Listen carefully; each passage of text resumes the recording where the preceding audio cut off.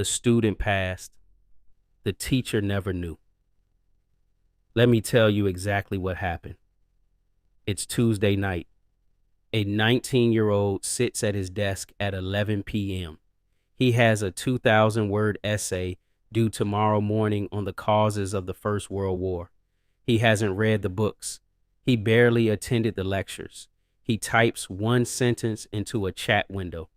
14 seconds later, he has his essay.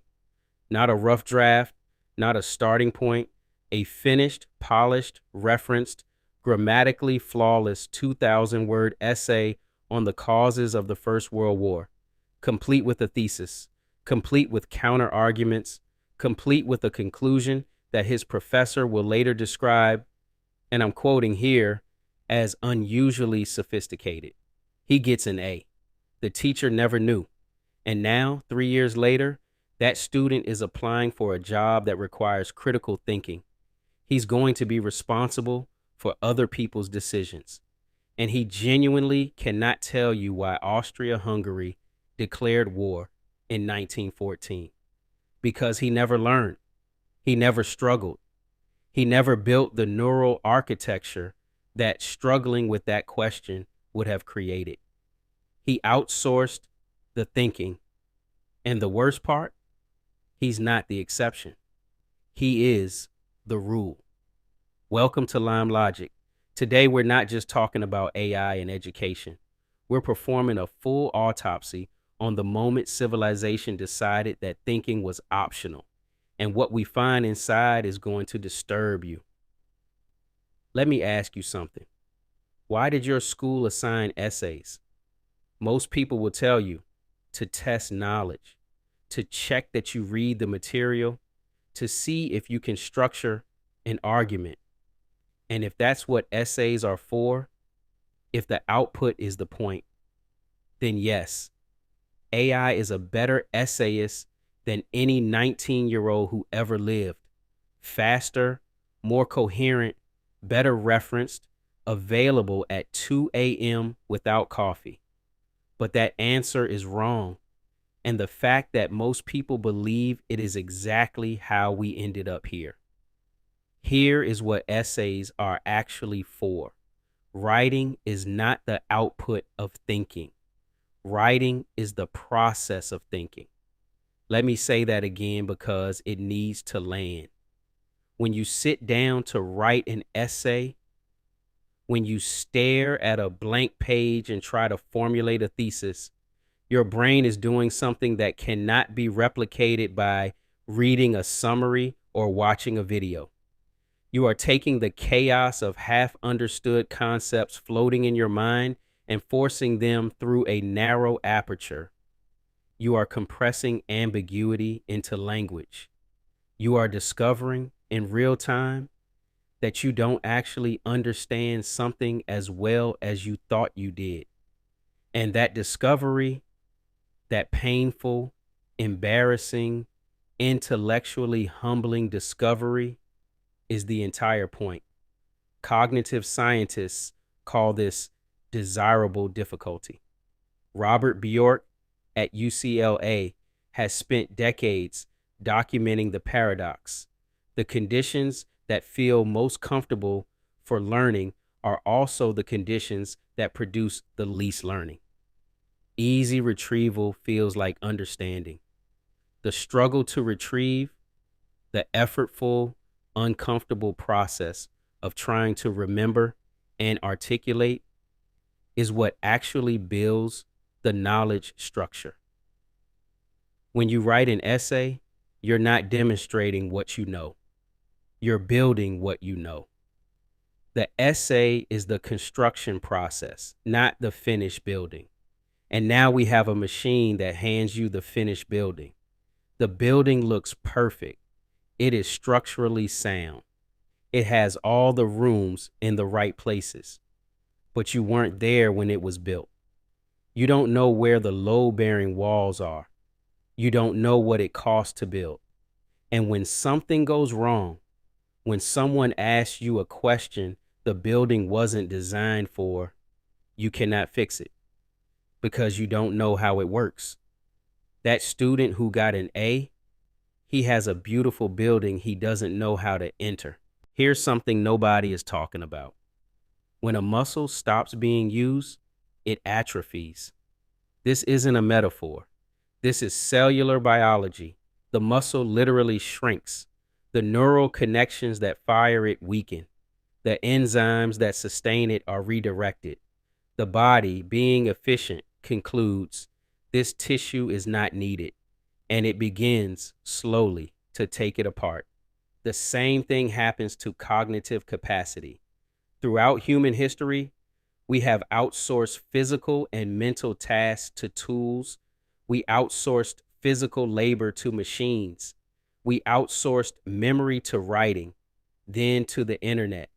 We stopped needing to remember phone numbers when contacts apps appeared. We stopped needing to navigate when GPS appeared. And broadly, we accepted those trade-offs because the capacity we lost, rote memorization, spatial navigation, was not the core of what makes human cognition valuable. But we are now doing something categorically different. We are outsourcing the process of reasoning itself, not the storage of information, not the execution of calculation, the generation of argument, the synthesis of evidence, the construction of opinion under pressure. And here is why this is different from everything that came before. When we outsourced navigation to GPS, we lost something narrow, the ability to build mental maps of physical space. Sad, perhaps, but narrow. The cognitive skills we use to navigate a city are not the same cognitive skills we use to navigate a moral dilemma, a legal argument, a medical decision, a business strategy. But the cognitive skills we use to write an essay, to structure an argument, to weigh evidence, to identify a flaw in a position, to defend a claim under questioning, those skills transfer. They are the substrate of professional competence. They are what lawyers, doctors, engineers, managers, and politicians are supposed to have. And now we have an entire generation that has been quietly, consistently, year after year, selecting out of the training process for those skills, not because they are lazy, because the system told them the output was the point. Get the A, don't suffer. Here's a shortcut. And they took it, because of course they did. Psychologists studying what we might call intellectual apathy, the progressive disengagement from cognitively demanding tasks when easier alternatives exist, have found something alarming. It is not just that people prefer easier paths. It is that repeated exposure to easy cognitive shortcuts actively changes the brain's tolerance for difficulty. The more you use AI to avoid the struggle, the less you can tolerate the struggle. The less you can tolerate the struggle, the more you need AI. This is not a tool. This is a dependency cycle. And we built it into classrooms. The education system, of course, noticed. And what it did next is one of the most instructive examples of institutional panic in recent history. Universities around the world scrambled to buy AI detection software. Turnitin, GPT-0, copy leak. A new industry built almost overnight to answer one question. Was this written by a human or a machine? Teachers were told to become detectives. Students were warned. Plagiarism policies were rewritten at emergency faculty meetings in every institution, from Harvard to community colleges in provincial cities nobody has heard of. The logic was sound. The execution was catastrophic. Here is the problem nobody explained to the administrators buying these tools. AI detectors do not detect AI. They detect predictability. Let me explain. Large language models generate text by predicting the next most probable word, given every word that came before. They are, at their core, probability machines. The text they produce tends to be statistically regular, more predictable than human writing, which varies wildly in structure, vocabulary, and rhythm. So AI detectors measure this predictability. They look for text that is too smooth, too regular, too statistically average. But here's what happens when you run that detector on the essay of a student who is not a native English speaker, or a student who has been taught to write in a very clean, structured, formal academic style, common in many Asian and Eastern European education systems, or a student with autism whose writing tends to be precise and systematic. The detector flags them. Thousands of students. We have documented cases from the UK, the US, Australia, Canada, have been accused of academic dishonesty because their writing was too clean, too structured, too correct. Meanwhile, the actual AI users, the ones the system was trying to catch, had already learned to type one extra sentence into ChatGPT. Write this essay like a 19-year-old American student. Include some conversational language. Vary the sentence length. Make a couple of minor grammatical inconsistencies. Use some colloquialisms. Oh, and avoid phrases that commonly appear in AI detected text. The detector reads 0% AI. The arms race was over before the first shot was fired. But here is what nobody is talking about beyond the obvious unfairness to the wrongly accused students. The real casualty of the AI detection panic is something more fundamental than academic integrity. It is trust. The teacher now looks at every good student paper with suspicion. Excellence has become evidence of cheating. The implicit contract between educator and student: I will set you a challenge. You will engage with it honestly. I will evaluate your engagement, has been shredded. Perfection is now a red flag. Think about what that means for how we teach and how students feel being taught. Let me give you an economic framework for what's happening, because I think it clarifies something that the moral panic around AI in education keeps missing. In economics, inflation occurs when the supply of money increases faster than the supply of goods and services. More money chasing the same goods means each unit of money is worth less. We are experiencing exactly this in the credentials market. But instead of money, it is the supply of qualifications. And instead of goods and services, it is genuine cognitive competence. For the last century, a university degree served as a signal. Not a perfect signal, not a comprehensive one, but a credible one. It told an employer, this person has spent 4 years completing cognitively demanding tasks under pressure, in competition with peers, evaluated by experts. They can probably think. That signal is now being diluted. When a student can generate an A-grade essay in 14 seconds, the A-grade essay no longer signals what it used to signal. The credential that derives from a collection of A-grade essays, the degree, no longer signals what it used to signal. And the problem compounds. If one student in a cohort uses AI and gets a better grade, they now have a credential advantage over peers who did the work honestly.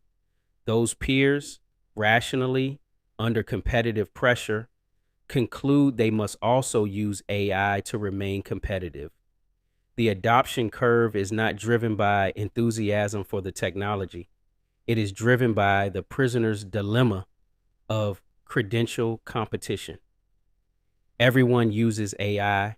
Everyone gets A grades. The grade distribution compresses toward the top.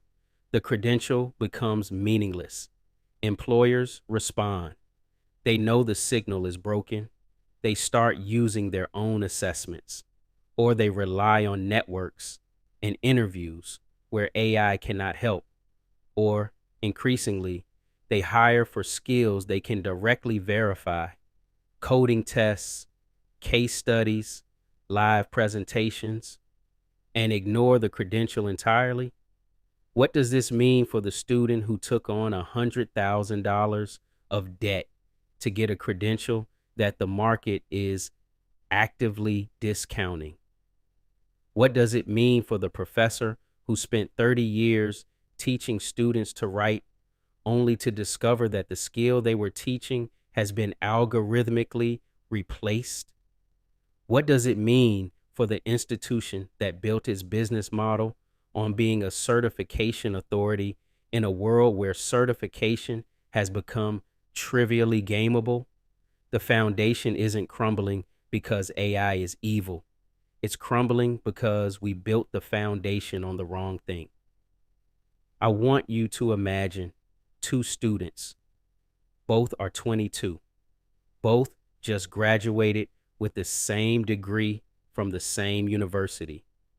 Both have identical transcripts. Both got the same grades in the same courses. Both are applying for the same job. Student A spent 4 years writing every essay herself. She struggled. She failed some assignments. She rewrote papers at 2 a.m. She argued with tutors about her thesis. She changed her mind about things she thought she believed. She built, slowly and painfully, the ability to encounter a complex problem, sit with the discomfort of not knowing, and eventually construct a coherent position from incomplete information. Student B spent 4 years using AI to generate the first draft of everything. He edited those drafts. He wasn't completely disengaged. He read the material. He understood the general contours of arguments. He was capable of evaluating whether the AI output was roughly right. He just never struggled to produce anything. He never had to formulate a position under pressure. He never had to defend an argument to someone who disagreed. On paper, they are identical. In the room where a problem no one has seen before needs to be solved, they are not. And here's the part that should genuinely alarm you. Neither student A nor student B can prove which one they are. The credential doesn't know. The transcript doesn't know. The employer, unless they design an interview specifically to test the underlying cognitive process, doesn't know. This is what I mean when I say the signal is broken. It's not just that cheaters are getting away with it. It's that the infrastructure we use to distinguish thinking from non-thinking has been compromised at the foundation, and we don't have an agreed replacement. I've spent time talking to teachers, secondary school teachers, university lecturers, professors at research institutions, and almost uniformly, they say a version of the same thing. We know. We know when it's AI, not because the detector tells us. The detector is unreliable, and we know it. We know because the essay doesn't sound like the student, because the student who sits in seminar and struggles to articulate a basic point has somehow produced a nuanced essay engaging with secondary literature, because the voice is wrong, because the argument is too clean, because the transition sentences don't sound like a 19-year-old. They sound like a machine that has read 10,000 essays and averaged them. We know, but we can't prove it. And without proof, we can't act. And the institutional pressure, liability, appeals, fee income, student mental health concerns, a genuine desire not to falsely accuse, pushes toward inaction. So what happens? The standard lowers. Not officially. Officially, the standard is unchanged.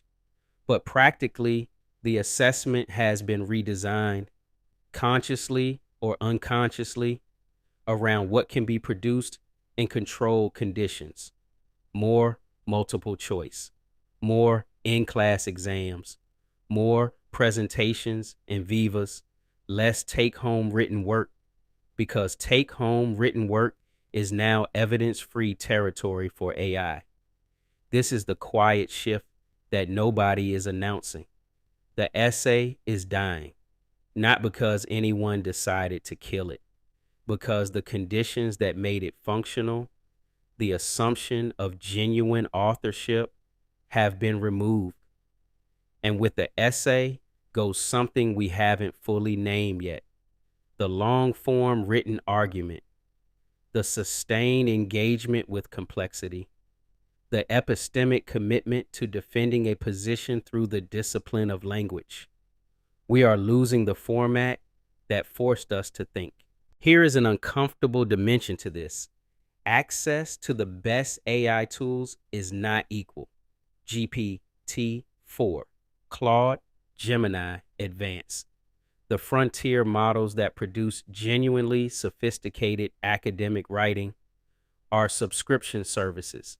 They cost $15 to $20 a month in a world I've spent time talking to teachers, secondary school teachers, university lecturers, professors at research institutions, and almost uniformly, they say a version of the same thing.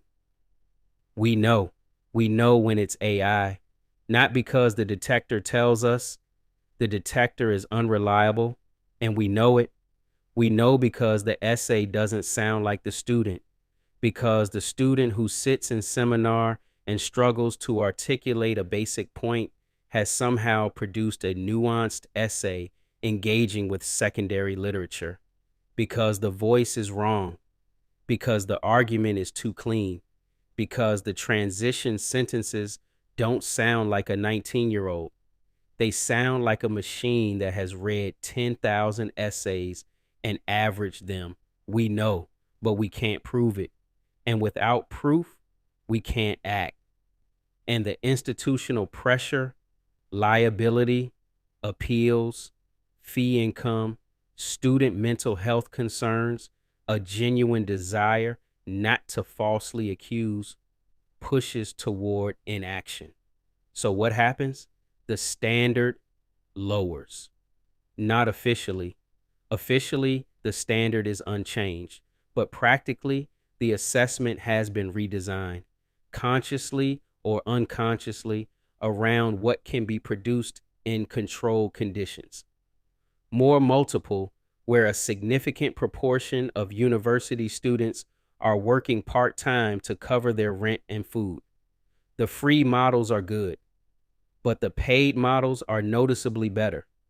This means that affluent students, the ones who are already advantaged by private tutoring, better schools, more parental support, now have access to AI assistants that are objectively superior to those available to their less wealthy peers. We created a system where money buys cognitive outsourcing, and we call it a meritocracy. There is a deeper irony here. The progressive argument for AI in education, that it democratizes access to information, that it helps students who are not native English speakers, that it assists students with learning differences, is real. These benefits exist. A student who struggles with dyslexia and uses AI to check the structure and grammar of an essay they genuinely wrote is being helped in a legitimate way. But the same tool that assists one student is completely replacing the cognitive work of another, and we have no reliable way to distinguish between the two uses. The technology is neutral. The outcome is not. 1620, Section 8. What happens to the professions? Let's follow the students out of university and into the world. The engineer who used AI to complete her programming assignments is now designing systems, not prototyping with AI assistance, designing, making architectural decisions that will affect the safety and functionality of infrastructure that real people depend on. Does she know what she's doing? Maybe. Maybe her AI assisted education still gave her enough exposure to the underlying concepts that she can think. Maybe the assessment gaps were narrow enough that they didn't matter. Or maybe not. The lawyer who used AI to write his legal analysis assignments is now drafting contracts and advising clients. He knows what a contract looks like. He has seen thousands of them. He knows the vocabulary, the structure, the standard provisions. But does he know why specific provisions exist? Does he understand the case law that makes certain clauses enforceable and others unenforceable? Does he have the analytical instinct developed through years of painstaking, close reading, and argument construction that lets him identify the unusual risk in an unusual deal? Or does he have an AI model that will identify it for him?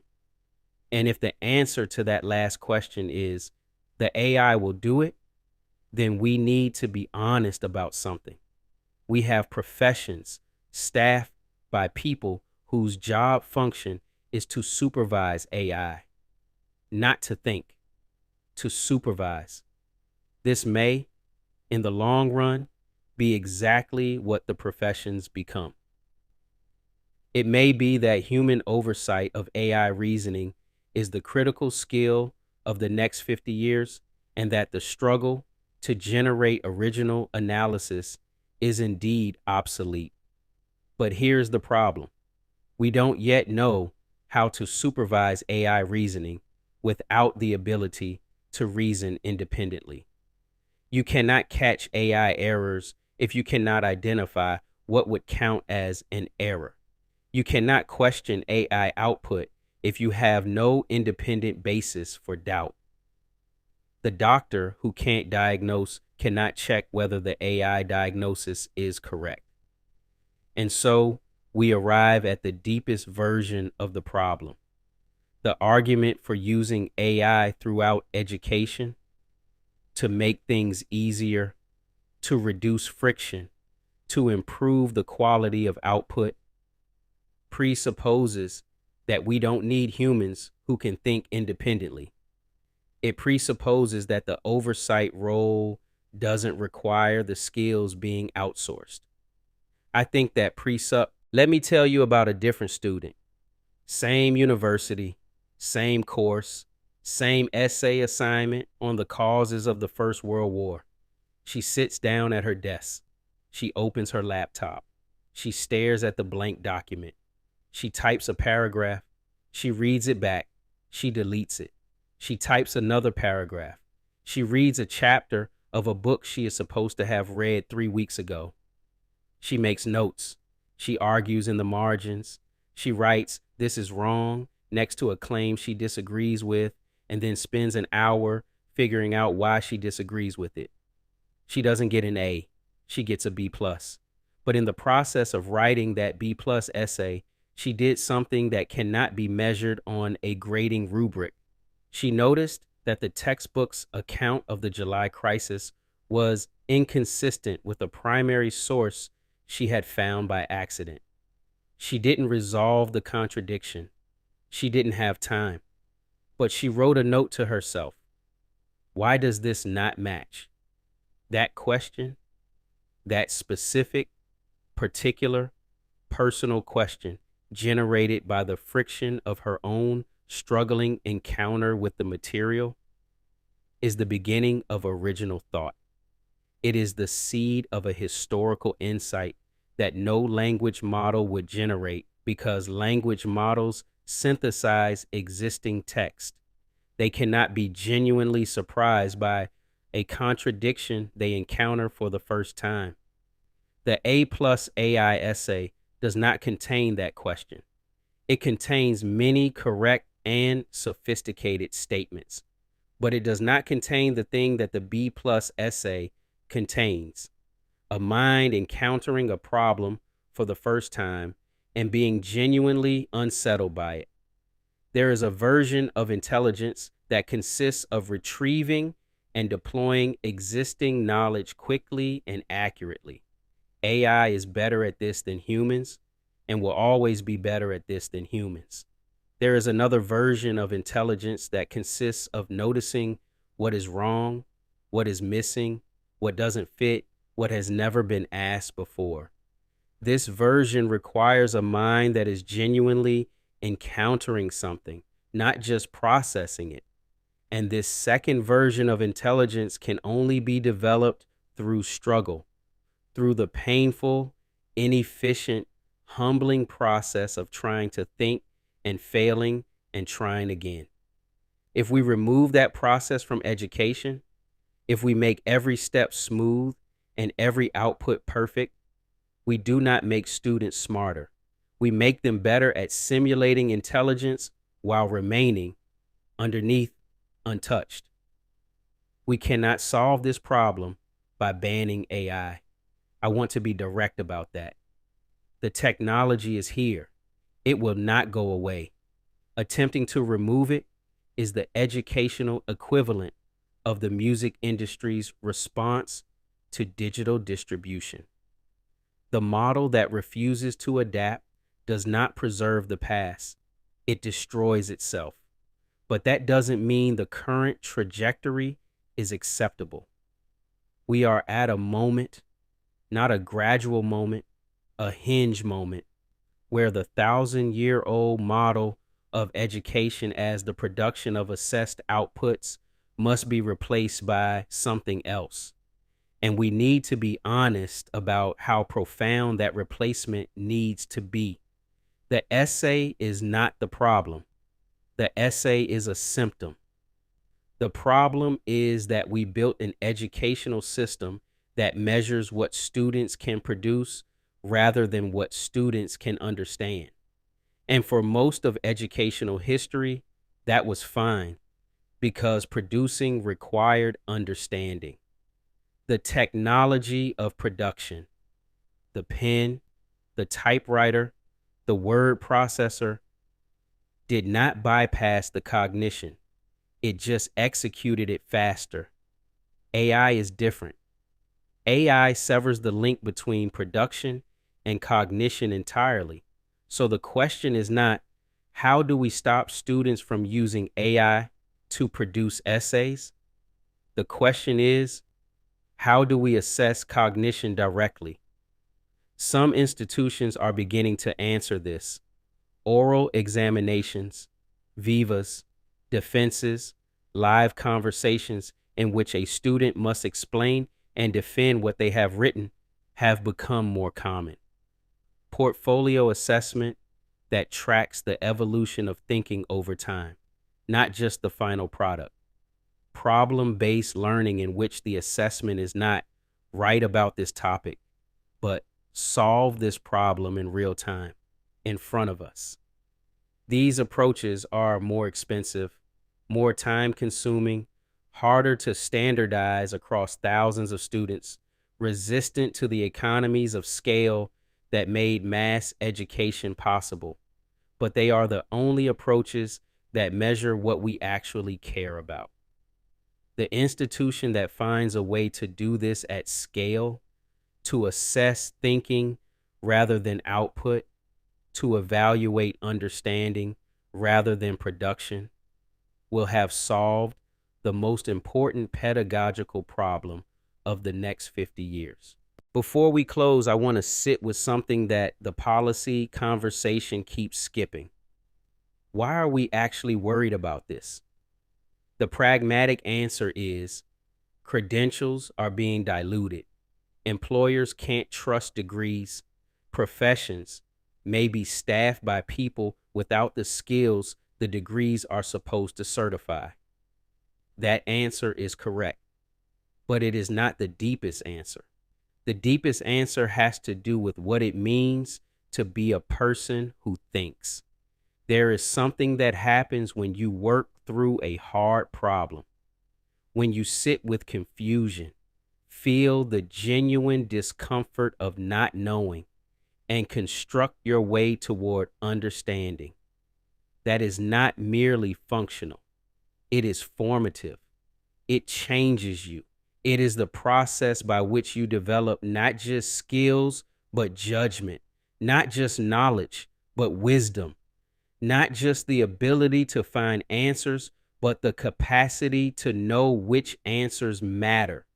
This process is its own reward, independent of the grade, independent of the credential, independent of whether the thinking you produce is correct. The student who struggled with that B+ essay on the First World War carries something that the student who generated the A+ essay does not carry.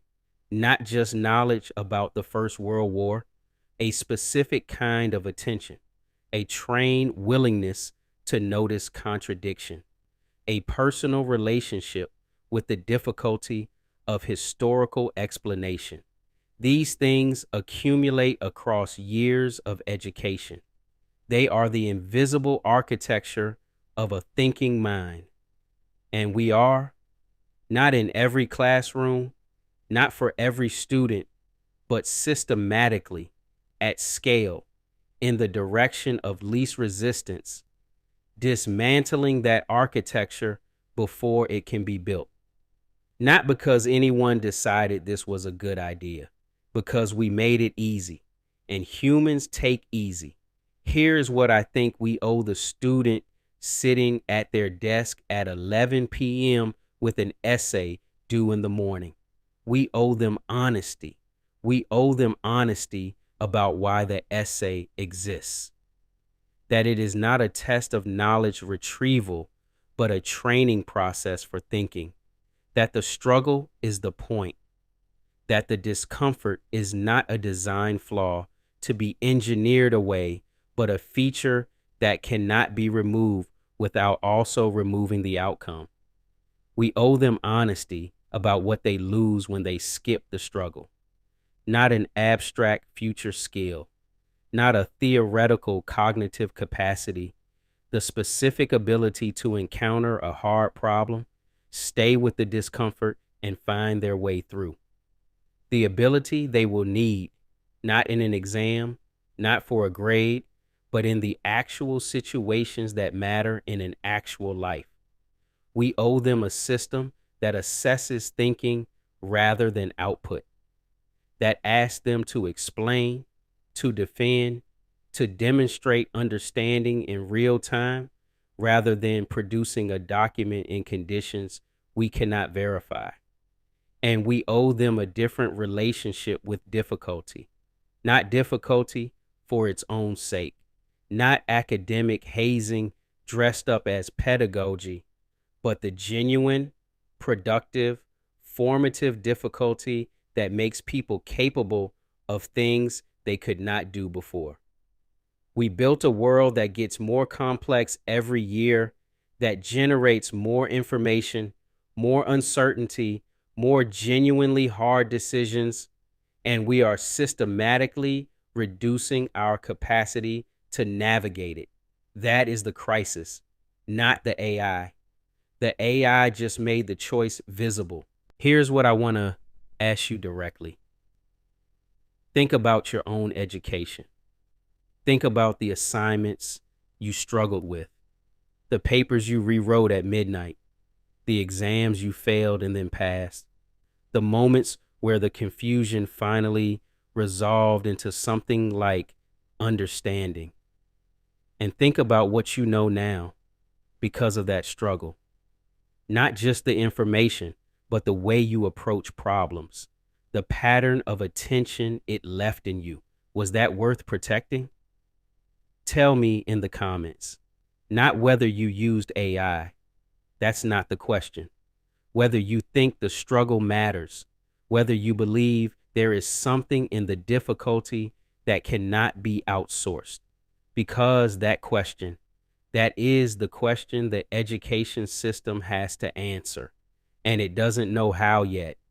If this investigation opens something up, hit subscribe. We don't give easy answers here. We perform autopsies on the problems that everyone can see and nobody wants to examine closely. And the next one will be harder to ignore than this one. I'll see you in the next investigation.